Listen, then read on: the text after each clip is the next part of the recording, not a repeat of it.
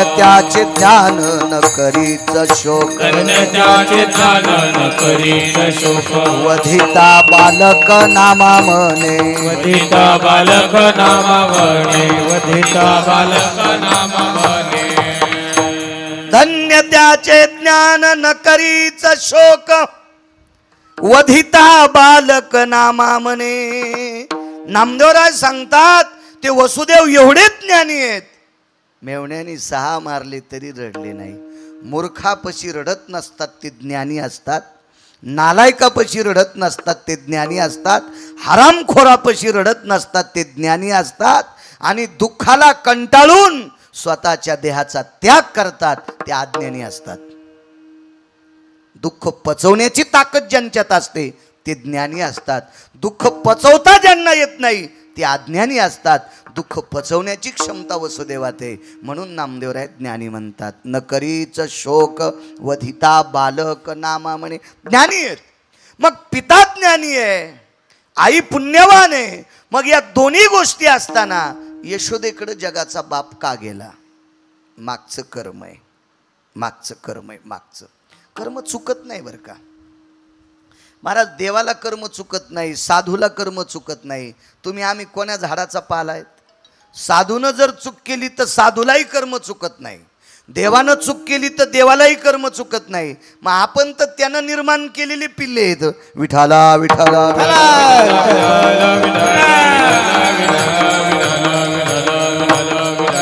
विश्वाच्या मालकानं एका किराताचं पोरग मारलं. ते भजन करत होतं, भजन करत होतं. हे नेहमी सांगायचो. वशिष्ठाच्या कोर्टातला न्याय चुकला. महाराज वशिष्ठांची चूक काढायची, गिरगावकराची काय लायकी, काय पात्रता आहे, माझी काय लायकी, पुराण सांगते. अनावधानानं वशिष्ठांच्या मुखारविंदातून एक वाक्य पडलं, शूद्र कोणीतरी तप करतंय. त्याच्यामुळं अयोध्येत पाप झालं आणि अयोध्येत एक 11 वर्षाचा मुलगा एका महाराजांचा मरण पावला. असा वशिष्ठाचा न्याय झाला. आणि भगवान मर्यादा पुरुषोत्तम रामचंद्रांनी ते बाण भातोडं घेतलं, तो तीर काढला आणि त्या शूद्राचं तप करीत बसलेलं, भजन करीत बसलेलं पोरग मारून टाकलं. खरं तर हे 11 वर्षाचा मुलगा हा अयोध्येत मरण पावलाच नव्हता, तो त्याच्या मामाच्या गावी मेलता.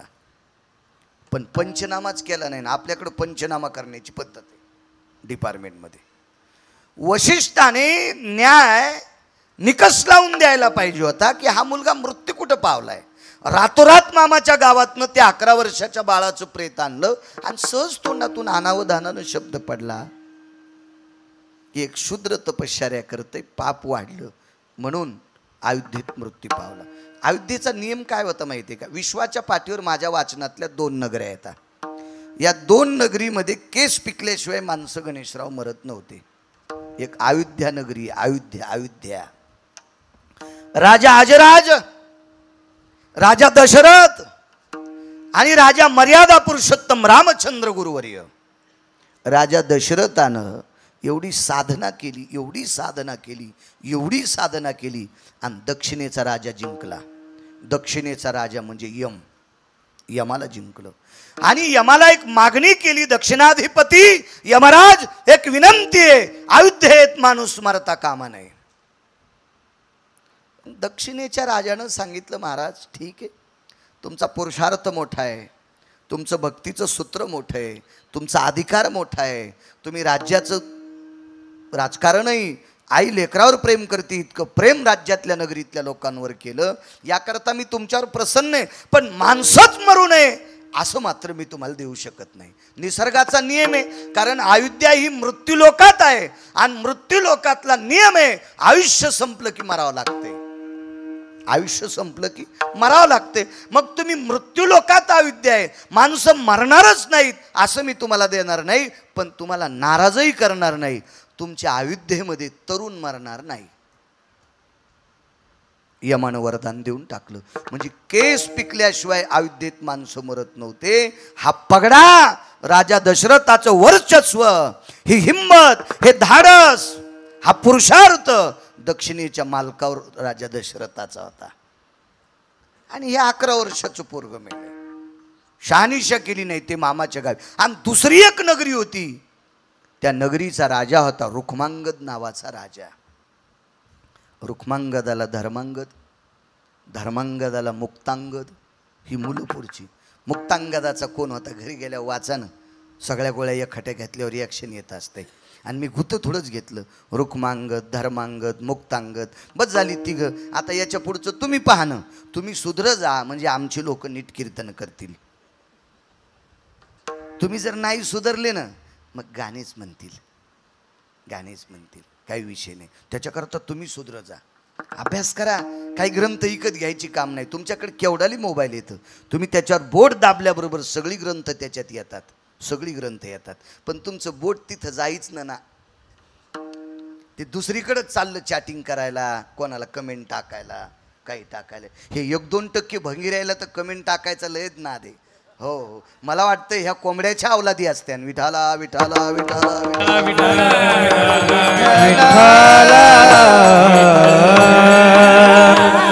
काही गरज नसतं. मला असं वाटतंय पक्वाद्याला त्यानं बोलावं की ज्याला पक्वादातलं कळतंय. ज्याला ढोलकीची अक्कल नाही त्यानं पक्वाद्याला कशाला कमेंट टाकायची. नरकाला जाशील हरामखोरा. वारकरी संप्रदायातल्या गायकाला त्यानं बोलावा ज्याला निदान वारकरी संप्रदायाचं धोरण आहे त्याला. ज्याला लोकनाट्यातल्या गाण्याची अक्कल नाही त्यानं वारकरी लोकांना नाव ठेवायची कशाला कमेंट टाकतो बंगिऱ्या. खालून संसार पेटन तुझा. एखाद्या महाराजालाच टाकतील, एखाद्या कोणाला बसण्याला टाकतील, एखाद्या कोणालाच टाकतील. नाही म्हणे तो महाराज नालायके. अरे ते महाराज नालायके, तो भजन्या नालायके, ते पक्वाद्या नालायके. या तिघायला कमेंट टाकू नको. या तिघायला बलिनारा हरामखोर आहे. त्याला जाऊन हाणणं. बाबाजी पाप करणाऱ्याला जे बोलित का ते हरामखोर असते. पाप करणाऱ्याला नाव ठेवू नका. पाप करणाऱ्याला जे बोलित का ते हरामखोर असतात. कशाला यायलाच करायला लागलास तू आगावपणा. कारण गणेशराव, समाजात 2% लोकांकडे चुकीचा पैसा आलाय. म्हणून ते चुकीच्या पैशावाली माणसं चांगल्या महाराजांना मानणारच नाहीत. इतकं मात्र लक्षात ठेवा. कारण त्यांचे पैसेच चुकीचे असतात. हो, ते वाम मार्गाने आलेले असतात.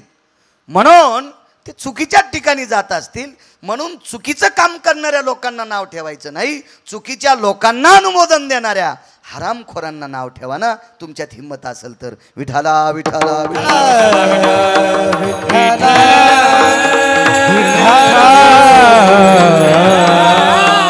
राजा रुक्मांगद आहे. हरिदिनीचं पुण्य, काल हरिदिनी झाली. एकादशीच्या पुण्याईच्या बळावर यमावर पगडा कमवला आणि दक्षिणेच्या राजाला सांगितलं, खबरदार माझ्या नगरीतला माणूस मेला तर. दक्षिणेचा राजा यम रुक्मांगद राजाच्या पायावर लोटांगण घालतून विनंती केली, तुमची सुद्धा नगरी मृत्यू लोकात आहे. माणसं मरणार नाहीत असं देणार नाही. माणसं मरतील पण तरुण मरणार नाहीत इतकं देऊन टाकतो. 2 नगऱ्या, 2 अजून वाचनात आहेत, ऐकण्यात आहेत 2. पण मला अजून त्याचा पुरावा सापडला नाही म्हणून माईकवर बोलायचं नाही. माईकवर आपण जर बोललो तर पुढचा विचारेल ती कोणती नगरी होती. धोतर पिवळं वाचन आपलं. आधारा वाचून काय सांग शिका. आणि वारकरी संप्रदायातल्या लोकांनी बापू आधार नसल्याशिवाय बोलायचंच नाही. चुकीच्या गोष्टीत माणसं इतके चिकित्सक आहेत, इतके हुशार आहेत. कीर्तनकारानं म्हणायचंच नाही ए तुला 10 अभंग पाठ आहेत. गाथे पाठ करणारी माणसं पुढे आहेत. विठाला विठाला विठाला विठाला विठाला.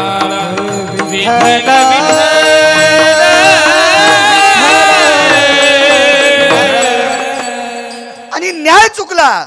महर्षींचा न्याय चुकला. प्रभू रामचंद्रांनी बाण मारला. बाईनं प्रेत दारात आणलं. वेगात सांगतो, सारखी रडत होती. सुमंतानी पाहिलं, बाईला विचारलं. बाईनं मांडी खालचा बाण काढला आणि सुमंत प्रधानाला दाखिला, प्रधानजी या नगरीचे मालक राजा रामचंद्र, मर्यादा पुरुषोत्तम सीतापती दशरथ नंदन कौशल्यानंदन रामचंद्रांनी माझ्या बाळाला मारलं. बाई बाळाला पेटून दे. येते प्रधानजी. पेटून देऊन येते, त्याबद्दल दुमत नाही. मला माहिती आहे मेलेली माणसं मशानात नेत असतात, पार्थिव मशानात नेत असतात, याचं मला ज्ञान आहे प्रधानजी. पण एकच विचारायचं आहे, या नगरीच्या राजाने माझ्या मुलाला का मारलं? त्यानं काही चूक केली ती का?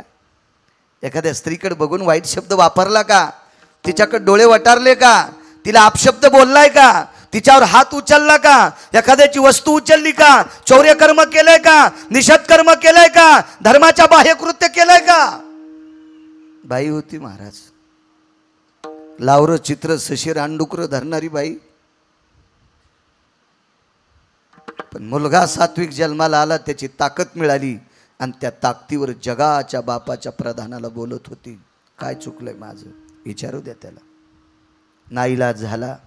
सुमंत आतमध्ये गेले आणि विश्वाच्या बापाला सांगितलं, प्रभू तुम्ही एका किराताचं पोरग मारलंय, बाई दारात प्रेत घेऊन ये, तिला काय न्याय द्यायचा ते ठरवा. विश्वाचा बाप थरथर कापत होता. अरे आपण चूक केली. एक शिकाऱ्याचं पोरग जर भजन करीत असेल तर आपण त्याची पाठ थापटावी, पाठ थापटावी, पाठ थापटावी. आजही बघा न्याय किती गोड आहे आपल्या संस्कृतीमध्ये. एखाद्या बलाढ्य श्रीमंताचं पोरग जर शाळेत पहिला असेल तर तितकं मानित नाही.